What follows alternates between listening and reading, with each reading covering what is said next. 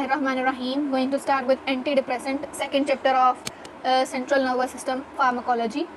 Anti depressant जो हैं, अब सिंपल सी बात है, डिप्रेशन होता है, डिप्रेशन के खिलाफ जो दवाइयाँ हैं वो हमारे पास एंटी डिप्रेसेंट हो जाएंगी। लाइक पहले हमने पढ़े थे सेडेटिव और हिप्नोटिक्स, जो कि एंग्जाइटी और स्लीप डिसऑर्डर्स के खिलाफ थे, ये डिप्रेशन के खिलाफ हैं।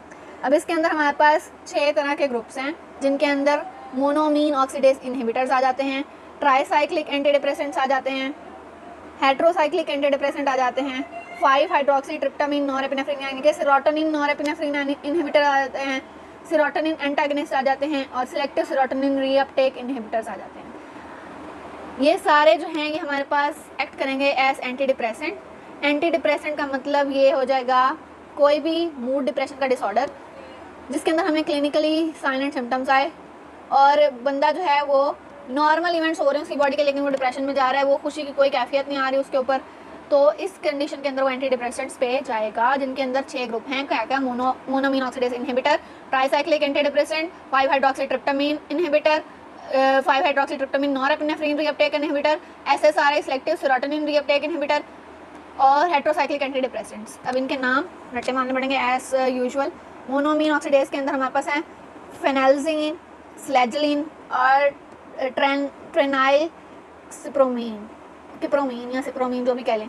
उसके बाद ट्राईसाइक्लिक के अंदर हमारे पास है एमिट्रिप्टिलीन, क्लोमिप्रामीन और एमिप्रामीन।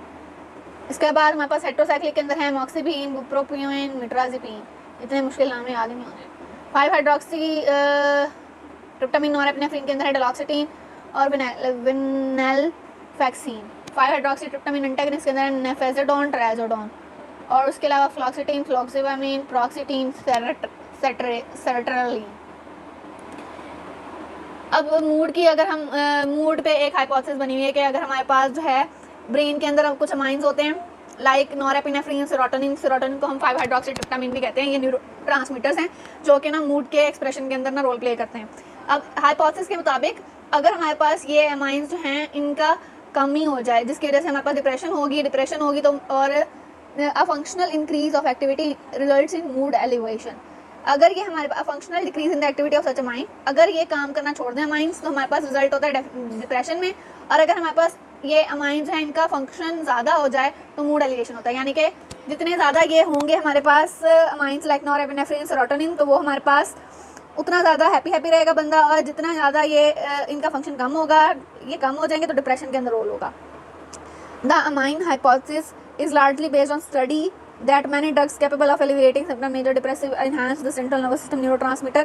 यानी कि हमारे पास डिप्रेशन के जो भी ड्रग्स होंगी वो साइनेप्स के अंदर 5-हाइड्रोक्सीट्रिप्टामाइन और नॉरएपिनेफ्रिन के लेवल को ज़्यादा करेंगे, जिसकी वजह से बंदे का मूड जो है वो बेहतर होना स्टार्ट हो जाएगा। लेकिन ये हाइपोथेसिस जो है ये फैक्ट के साथ कंक्लूड नहीं होती, क्योंकि हम जैसे ही जब ये ड्रग्स लेते हैं एंटी डिप्रेसेंट तो बहुत क्लिनिकली हमें वीक्स बहुत ज़्यादा रिक्वायर होते हैं जब के नॉरएपिनेफ्रिन और 5-हाइड्रोक्सीट्रिप्टामाइन का लेवल जो है वो साइनेप्स के अंदर ज़्यादा हो।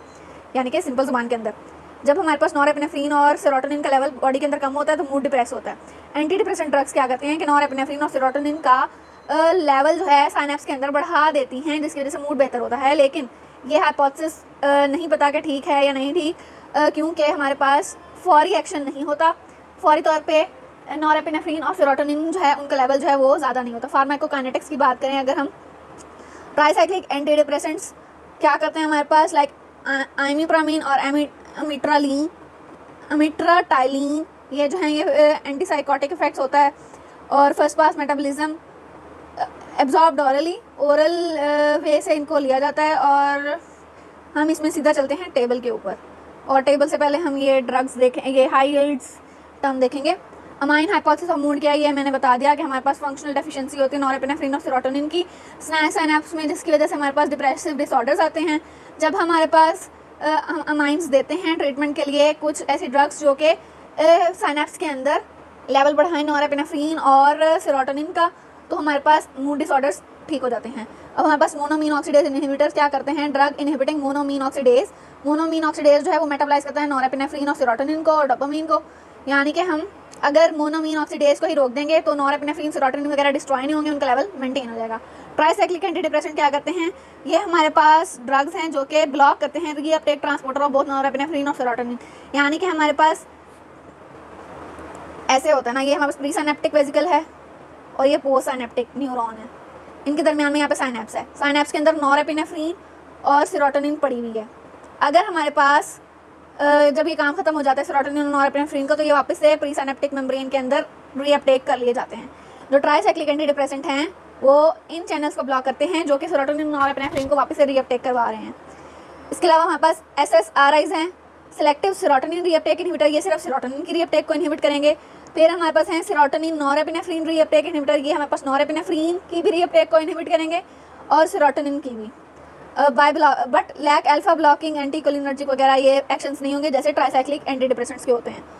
5-हाइड्रोक्सीट्रिप्टामाइन रिसेप्टर एंटागनिस्ट, यानी कि ये हमारे पास structurally related drug that block this group of selective serotonin receptors with only minor effect on a mind transporter, यानी कि सिर्फ हमारे पास सेरोटोनिन के रिसेप्टर पे इफेक्ट होगा, नॉरएपिनेफ्रिन पे कोई नहीं होगा। हेट्रोसाइक्लिक क्या है? ये हमारे पास antidepressant of various chemical structure, जिनका स्ट्रक्चर जो है वो वेरिएबल हो, चेंज होता रहता हो, उसको हम कहते हैं हेट्रोसाइक्लिक। कौन कौन से? मोनोमीन ऑक्सीडेज जो कि नॉरएपिनेफ्रिन वगैरह की मेटाबॉलिज्म को रोकते हैं, उनको तोड़ने से बचाते हैं। ट्राइसाइक्लिक इनकी रीअपटेक को करते हैं। सेलेक्टिव सेरोटोनिन वाले जो हैं ये हमारे पास सेरोटोनिन की रीअपटेक को इनहिबिट करते हैं, सेरोटोनिन नॉरएपिनेफ्रिन दोनों को करते हैं। उसके बाद 5-हाइड्रोक्सी ये जो हैं ये हमारे पास सेरोटोनिन को ब्लॉक करते हैं, सेरोटोनिन के रिसेप्टर्स को ब्लॉक करते हैं। और हेट्रोसाइक्लिक जो है इनका स्ट्रक्चर वेरी करता है। ये है कुछ मैकेनिज्म। ये हमारे पास हैं 5-हाइड्रोक्सी ट्रिप्टामाइन रीअपटेक इनहिबिटर्स, यानी कि सेरोटोनिन के इनहिबिटर्स, MAO इनहिबिटर्स, और ये हमारे पास हैं नॉरएपिनेफ्रिन रीअपटेक इनहिबिटर्स जो पड़े हुए हैं।